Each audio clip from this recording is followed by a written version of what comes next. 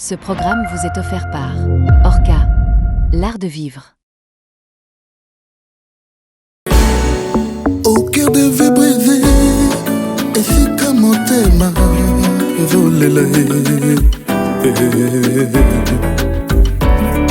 nous apportons l'amour, un peu de chaque jour, pour un demain plus serein, maman, ensemble, changeons l'air demain.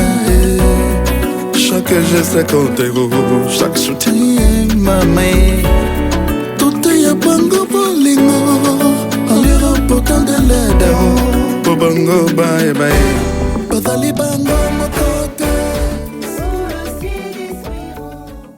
Bonsoir à tous et bienvenue dans le Quai du Cœur, l'émission qui tend la main là où la vie a laissé des blessures profondes. Ce soir, nous allons à la rencontre d'une femme oubliée, mais jamais par Dieu. Maman Monique Zoba, veuve, malade et usée par les deuils, élève seule ses petits-enfants dans des conditions de vie inimaginables. Dans le quartier reculé d'Ngoyo Triangle, à Pointe-Noire, elle nous ouvre les portes de sa réalité. Ngoyo Triangle.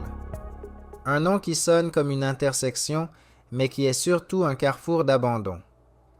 Entre les rues sablonneuses, les habitations en planches branlantes et les regards fatigués, le quotidien ici ressemble à un combat silencieux.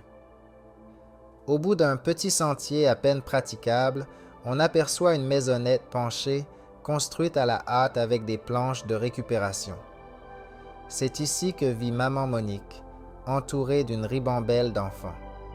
Cette maison n'abrite pas seulement une famille, elle cache aussi une douleur profonde, une survie quotidienne et une foi inébranlable. Je souffre d'une maladie chronique qui dure depuis de longues années. Elle a commencé alors que mon plus jeune enfant avait à peine 5 ans. Tout a commencé par des douleurs au dos, aux jambes, accompagnées de fièvres intenses. Nous sommes allés à l'hôpital, mais les médecins n'ont rien pu diagnostiquer de précis. Malgré tous les examens et traitements médicaux, il n'y a eu aucune amélioration. Les médecins ont fini par avouer leur impuissance, suggérant que je me tourne vers un traitement traditionnel. C'est ainsi que nous sommes partis à Brazzaville. Nous avons tenté plusieurs soins traditionnels, mais sans succès non plus. Les douleurs diminuaient parfois, mais elles revenaient toujours. Je ne pouvais plus marcher. Même me lever était impossible. C'était une souffrance indescriptible. Il m'arrivait souvent de pleurer en m'adressant à Dieu, le suppliant de m'accorder la guérison ou de me reprendre. Une maladie qui débute lorsque votre enfant a 5 ans, cet enfant est devenu un adulte. J'ai dépensé énormément d'argent dans cette lutte.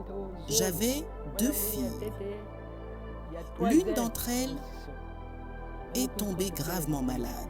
Aujourd'hui, 2 de mes filles sont décédées.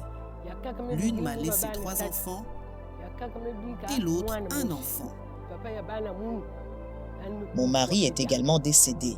C'était lui qui portait le fardeau de la famille. J'ai de nombreux enfants et petits-enfants à charge, mais sans aucun moyen de subsistance stable. Quant à cette maison en planches que vous voyez, ce n'est pas un choix. Nous sommes contraints d'y vivre, car louer une autre maison représenterait une charge financière que je suis incapable d'assumer.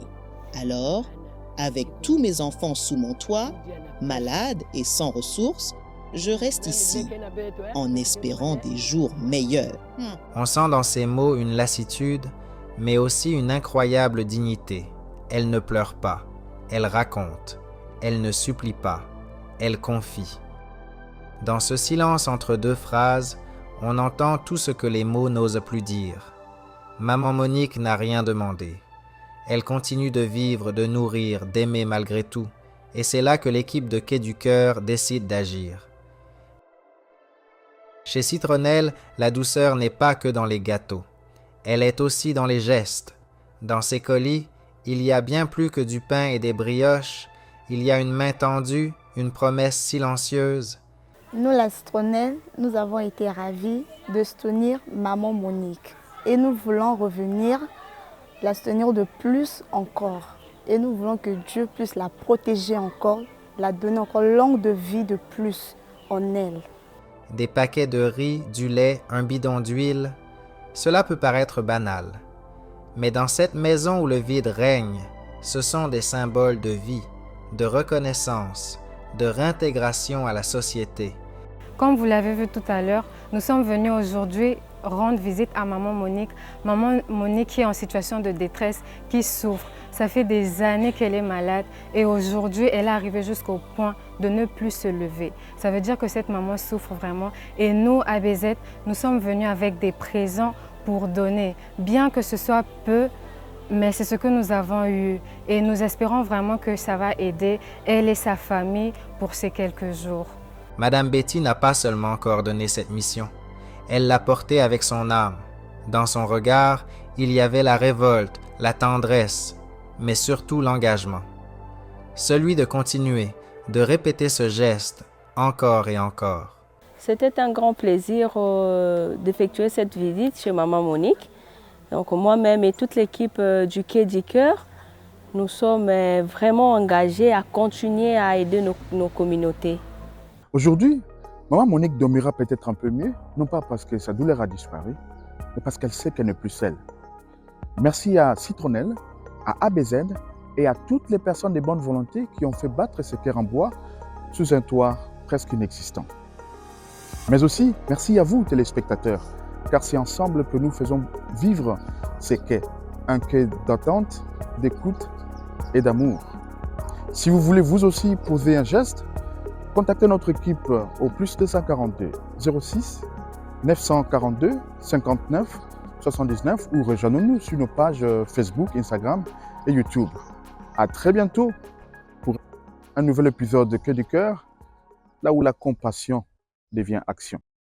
Pesa bango pesa soki te nani akopesa na motema oyo ya bonzambe to pesa bango baloba lelo po bango bazalaki eloko moto akopesa bango azalaki te.